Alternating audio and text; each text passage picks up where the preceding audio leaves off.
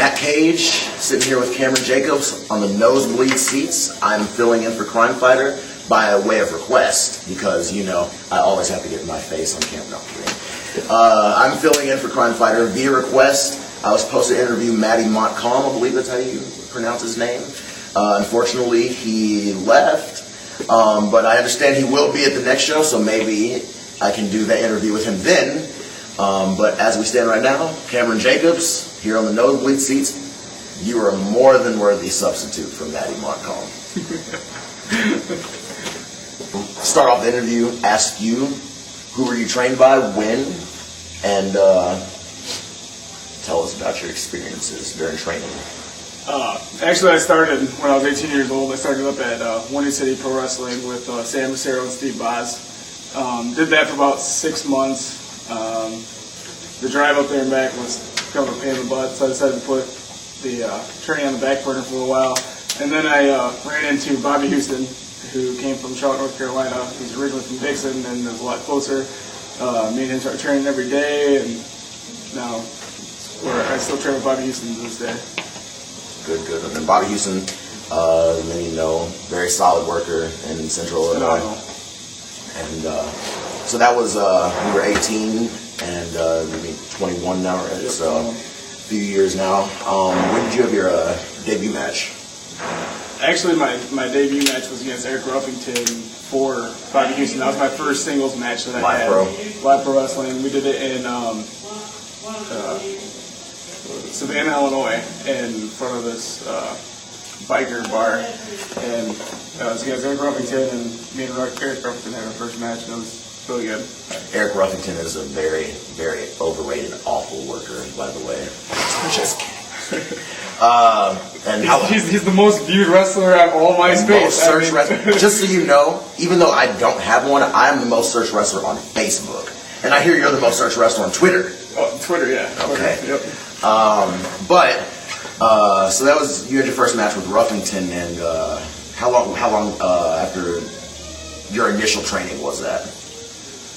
I still train every day, or every weekend, but that was, Bobby Houston gave me like 4 months, but it was 4 months of training every day, and it was, he finally said that I was ready, and he knew that Ruffington was a very good worker, and he decided, he's like, well, we'll see what you guys can do, so he put me in the match. I had fun with it. That's cool. The most important thing is, did you go over? Actually,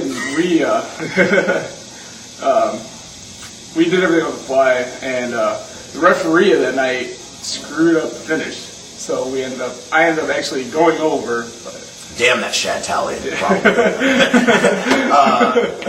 But okay, let's see. So you had your first match with Eric Ruffington on a Live Pro Wrestling show, and I know that we've had discussions about this, about, you know, getting booked after your initial training, and you know, how that can be a struggle.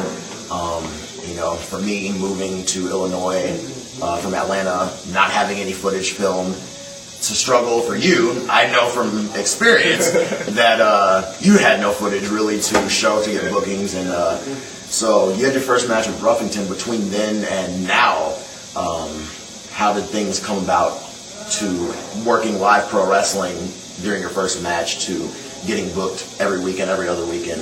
Every bit of it was Bobby Houston. He took me around to all the shows. I ran the gimmick table, and if there was an open spot, I was there already. Plus, I was helping setting up ring. I was helping, you know, flyer. Paying the dues. Exactly, paying the dues. And I know, like, again, something else we discussed, I remember seeing you at a New Midwest show last year when I first came to Illinois from Atlanta. And I was like, that's a big dude. I wonder why he's not in the ring wrestling. Bobby Houston was there. So, Bobby Houston. And that was in February of last year, I believe. So February of last year. So from before that, how long had you had your first match at that point? That was the Savannah match was in, I want to say late November. So outside, but still pretty warm out. Yeah, and. After that match, I was just doing Live Pro Wrestling and also going with Bobby Houston to the shows. And actually, I think my first outside booking was for Justin McIntyre at New Midwest in the Battle Royal. For all Oktoberfest, I think is what it's called. And then after that, for NGW, I wrestled Big Papa in the 5-count challenge. That was The one that you sent me. The one that I sent me. Yeah, you had to fill me out after Big Papa decided to challenge a fan in the crowd myself. Yep. I know that you sent me that one looking for a booking request. I was like, that's not a match. Come on now. But now you sent me that in September of last year, of 2008. And I brought you into a dynasty, which is dead because of you. You killed my promotion. I'm pretty sure you killed it, but that's neither here nor there. But no, it was compromised. It was Styles. Okay, it was Styles. All right, Styles killed it. It's probably that guy. Either that or Shane Hollister, another awful worker. Just kidding. Shane, I'm not part of this at all. The views do not excuse. But yeah, I brought you in Dynasty era, and I remember I took a gamble because I've never seen you at that point had never seen you work, and brought you to my outside show, Columbus Junction. And since this is off the top of my head interview, I'll ask you, what did you think of that show? I didn't know at that point that you had to an extent almost a year's worth of experience, and even now I'm just finding it out because we hadn't ever discussed when you had your first match or what have you. But would you go ahead and... the Dynasty match, I really liked that one. The crowd was really into it. Was you and Crotch? Yeah, me and Crotch versus Matt Cage, and Marcus Crane. And Matt Cage had the crowd going so bad that they actually picked up rocks and were trying to throw rocks into the ring. And it was a fun time. We had that tag match, and I don't know about you. For me, I thought that your work in the match was really solid. I know that Crotch, phenomenal worker, but I thought that match was pretty much designed for you. So I could see what you could do, because if I was going to bring you back in or whatever. And I remember that match too was also probably one of the first times I did the amp gimmick outside of NGW, and I remember hitting the ropes and Crotch dumped the amp can down my face and hitting it even a little bit in my mouth, not even a little bit. Crotch, you have horrible aim. Well, it's just like Austin break the beer cans and it goes everywhere, and this much goes in his mouth, but that was a successful match or whatever. And again, like I said, I didn't know at that point that you had many, or if any, actual matches at that point. So brought you in to have you and for Dynasty. And I can't remember who I had you work at the other shows. I think you worked like Black Dragon. I worked Black Dragon. That match was really good. This ring is really small, so everything's tight. Yeah. 14 feet. 14 foot. Crappy ring, terrible foot ring. Off the ground, yeah. But it was cheap, and I have no money. So, and then you worked Bobby Houston. Yep, the other show. worked Bobby Houston. How's it work now? For me, I've never worked my trainers. I'd like to. I was supposed to work one of my trainers, Elix, but circumstances happened recently, and won't go into that. But that didn't happen. I've never worked my trainers. I imagine that it might be a very stressful experience for someone who taught you what you know, to have them see that you know what they taught you. See, I mean, I was like that when I was, younger. And there's guys that I know that are better than me, and I do get, kind of intimidated and stuff. But like, as much time as me and Bobby Houston spent together, our matches they flow really good because we both know exactly what we're going to do. Particular one in Dynasty though, we have ring factors and there's just so many things are going on, and there's Bobby Houston's very tall. Yeah, Bobby Houston is tall, so. You're a 6'4" guy in a 14-foot ring. So definitely not, not anything to be proud about. I imagine, working your trainer, the guy trained you.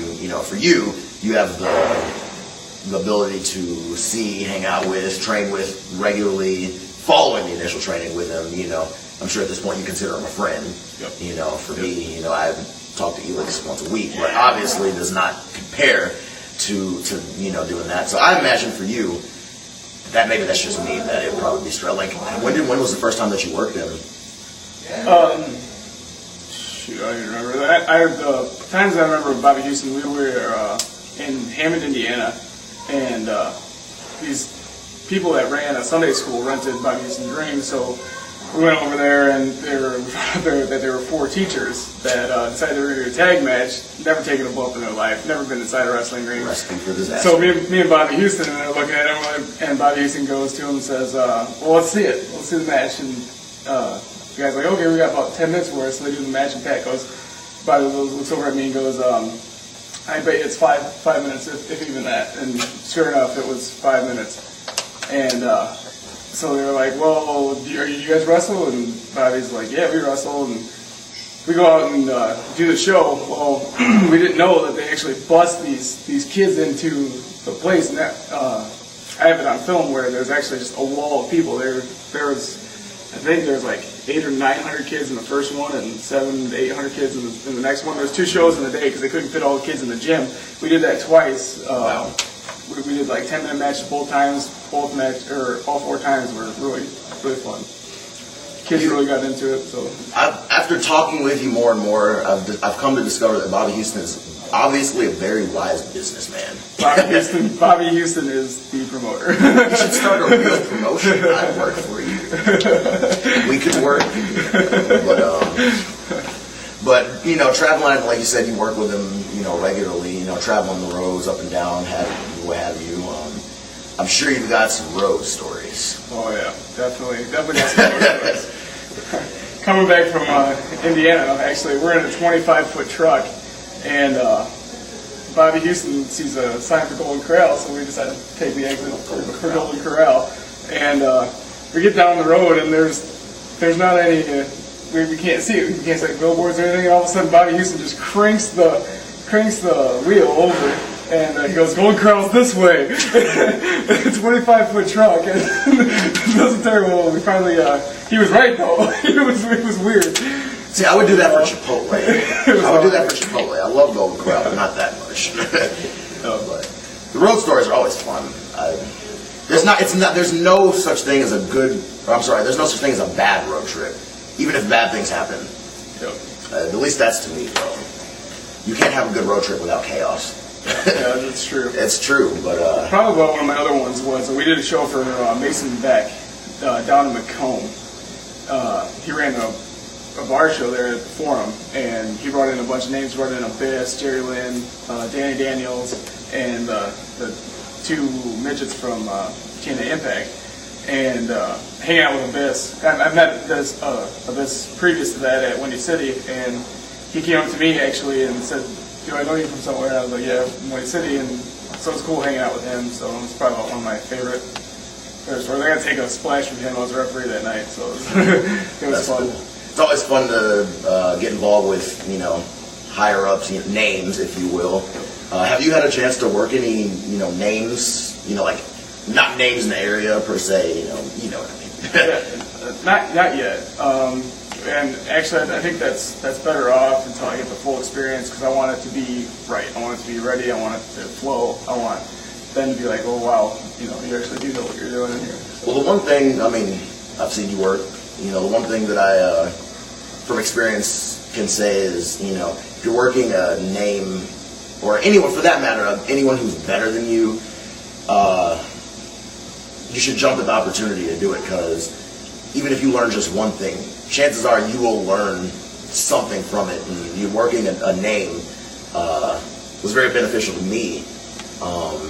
That anyone that I know who's, you know, toiling on the indies like us gets a chance to work a name, they usually have nothing but positive things to say afterwards. Oh, I learned this, I learned that. If you ever get the opportunity to do so, definitely jump on it, because chances are it'll help you in the long run.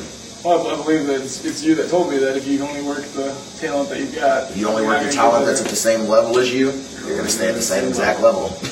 You have to work people that are better than you to get to the next step. At least that's my view.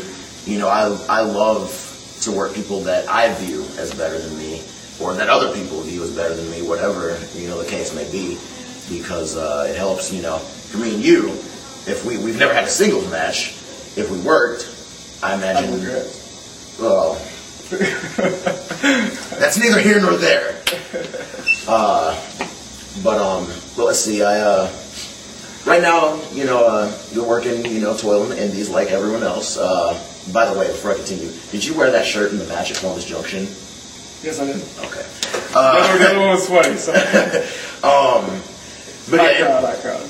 But anywho, as it stands right now, like toiling the indies or anything, is there anyone in the Central Illinois scene or in the state or the area, Midwest, that you haven't worked or that you have worked that you'd like to work again, have a better match with, what have you? Definitely Shane Hollister. The match that I had with him was my first ever main event match, and there was a lot of pressure in there because I was tag team partner with Hurricane Paul Smith, and he was really big up in Windy City. 7'4", he got bookings all over the place, made a lot of money doing pro wrestling, and he was my tag team partner. And I was also with Bobby Houston versus Mason Beck, Shane Hollister, and Woody McGuire. Woody McGuire. That's it. And I remember jumping in the ring. Bobby Houston gave me the tag. I got in the ring, and I looked at Shane Hollister, and I just froze. And pretty much, like, you can imagine what happened because you know Shane. You can imagine what happened after that. So,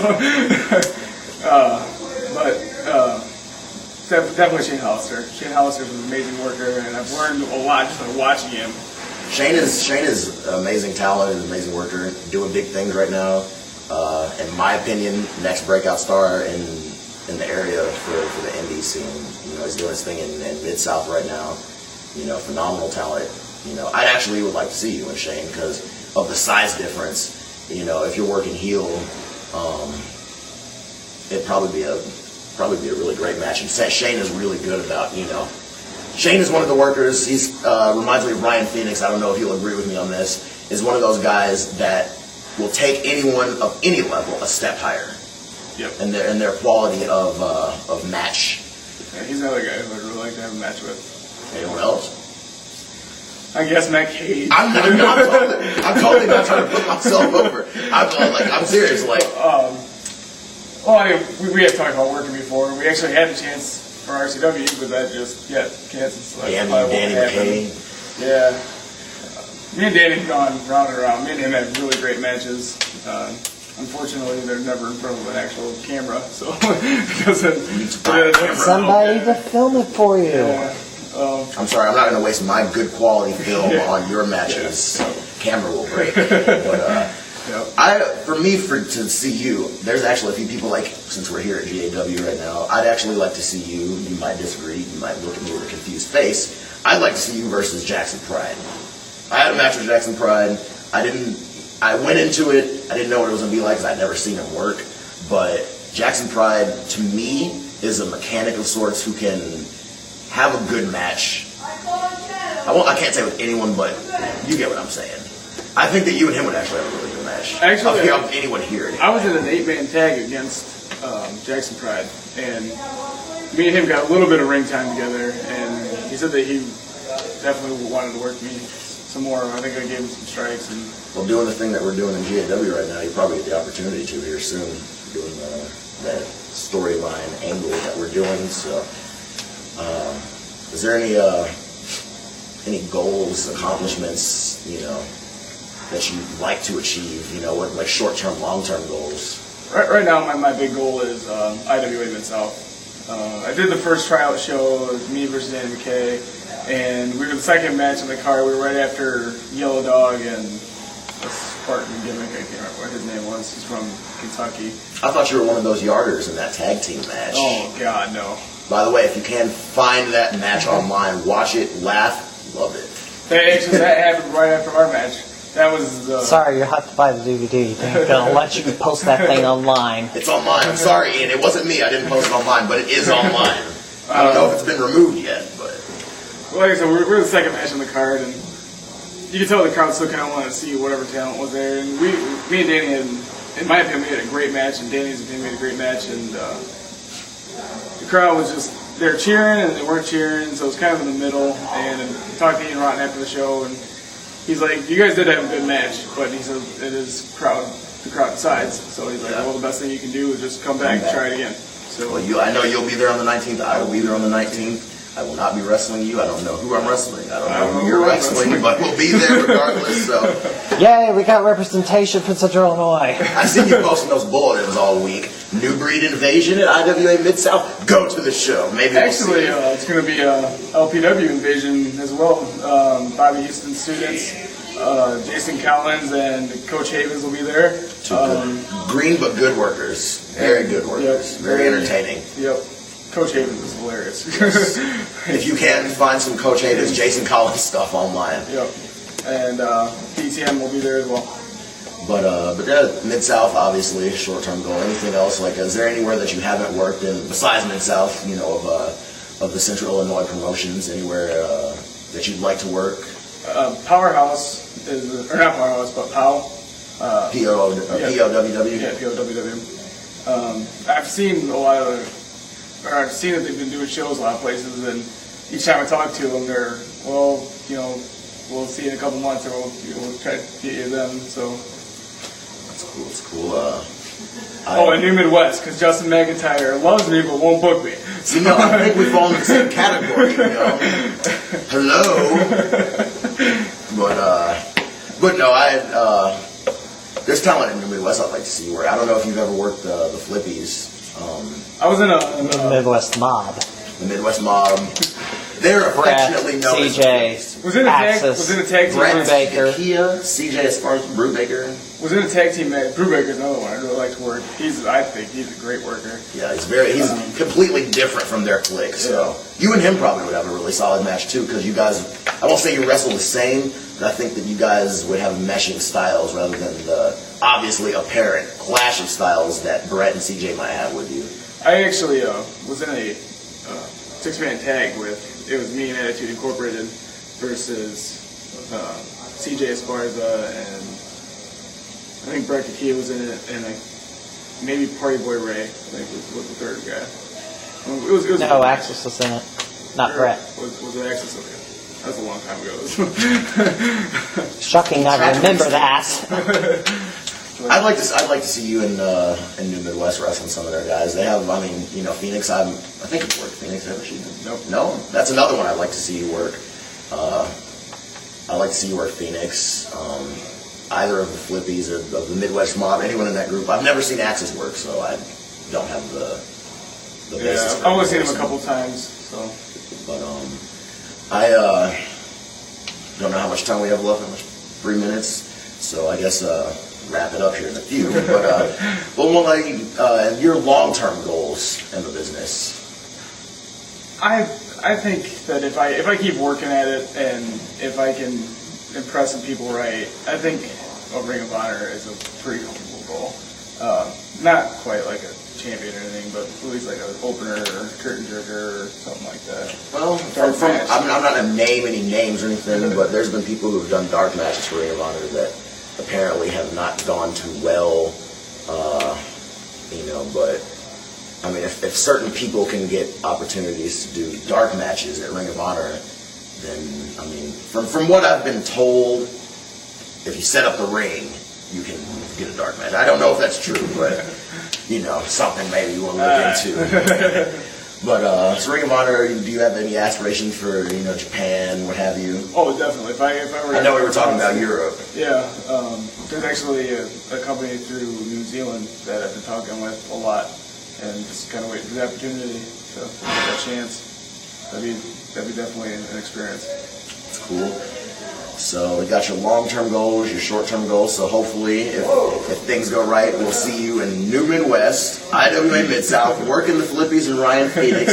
Have success with that. Make it to Ring of Honor. Ring of Honor sends you to Europe. Your career's done. You're a made man. That's done. Yep. But well, that's cool. It sounds like thus far. I mean, since November of 2007, it's been a little over a year and a half or so. So.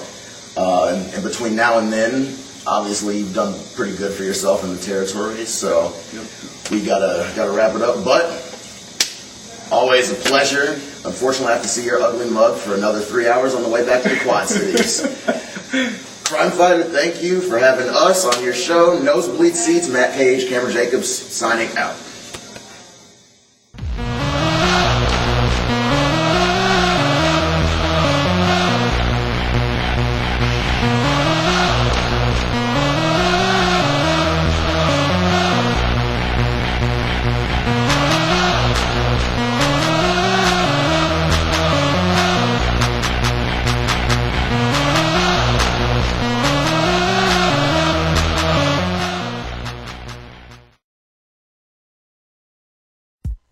Can't keep up with all the area independent wrestling?